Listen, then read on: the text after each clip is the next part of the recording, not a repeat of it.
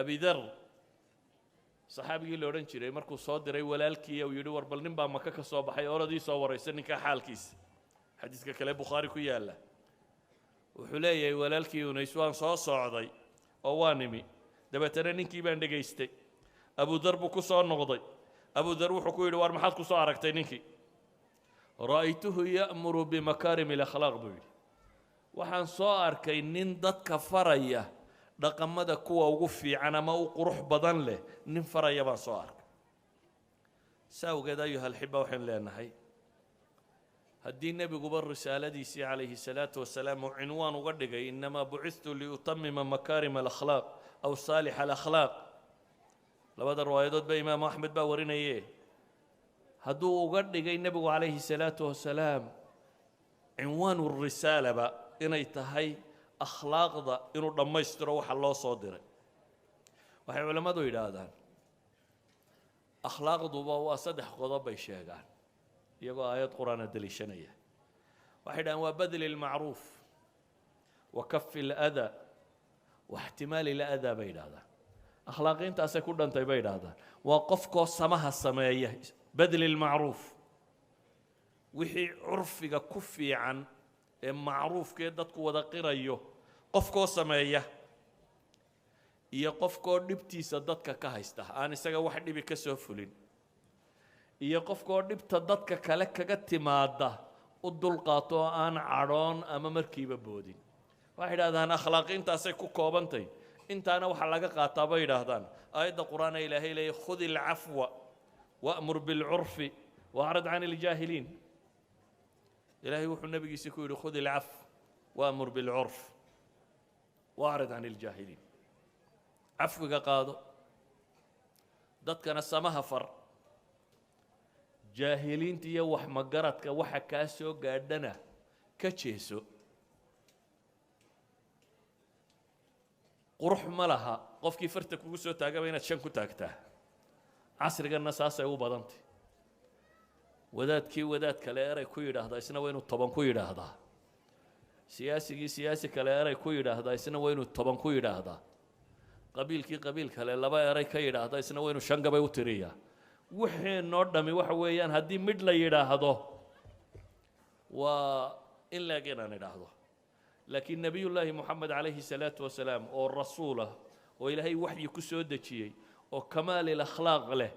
أي وحي لها يوا صاحر يوا كذاب يوا كن مركز إلهي لي واعرض عن الجاهلين لما ورني منك كلا وا صاحر اسكدعي يعني منك كذاب كوكو شيء كان شيء إلهي وحكوا يدوا واعرض عن الجاهلين وحمقرتضه وهبها ودك تاجي إذا دقنكو وحوبه هي نفط الله توابره دقنكو معلومات معها walaga yaabaa in aqoontaadu badantay macluumaad tiro badan in information badan inuu madaxaaga ku jiro ama mid diineed ha ahaado ama mid dunawiya ha ahaado laakiin aswa naas baad noqon kartaa haddana iyadoo information kaagu tiro badan yahay yes information ka tirada badan leh wuu ka qayb qaadanaya hadda training kaagu fiican yahay haddii dhaqankaagu wanaagsan yahay waxa asali markaa wuxuu yahay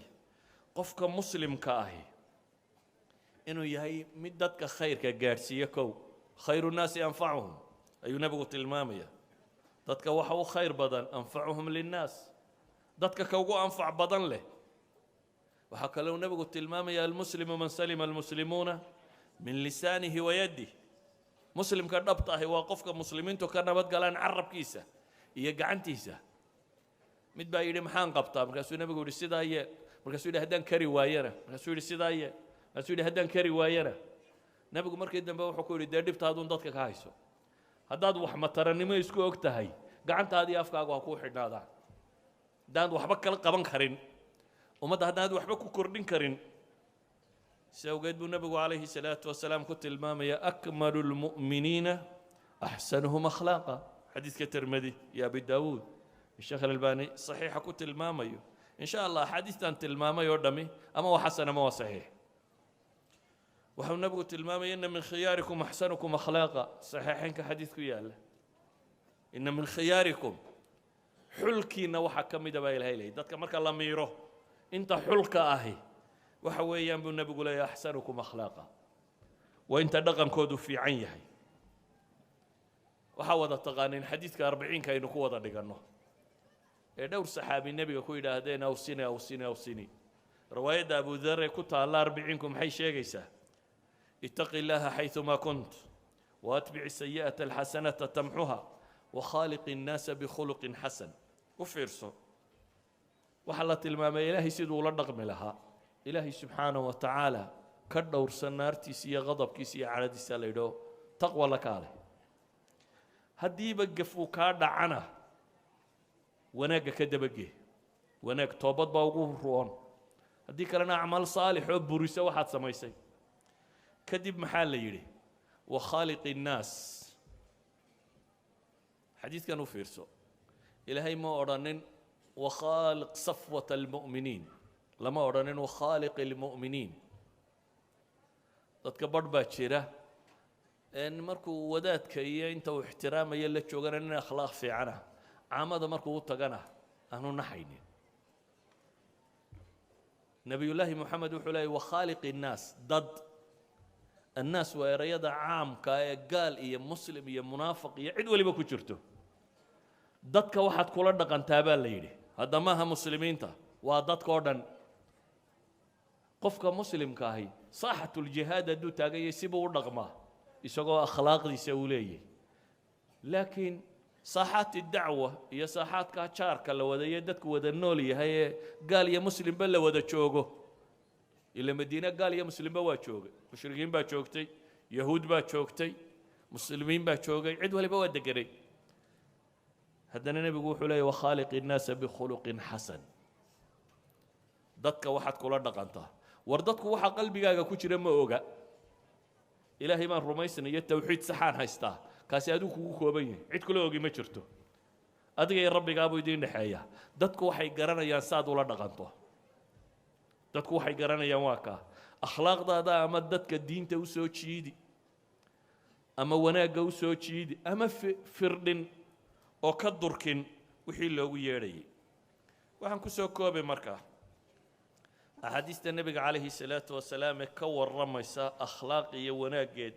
aad bay u tiro badan yihiin in badan baana ku dhigateen kutubta la akhriyo laakiin erayga aan rabo inaan idinku adkeeyaan waxa weeyaan haddaa nafta tababartaanna way tababarmi haddaa macluumaadka kororhsataanna macluumaad engegan oo qallafsanaan cidina idinka qaadan doonin unba idin ururin doontaan ilaahayna nebigiisii wuxuu ku yidhi walow kunta fadan haliida alqalb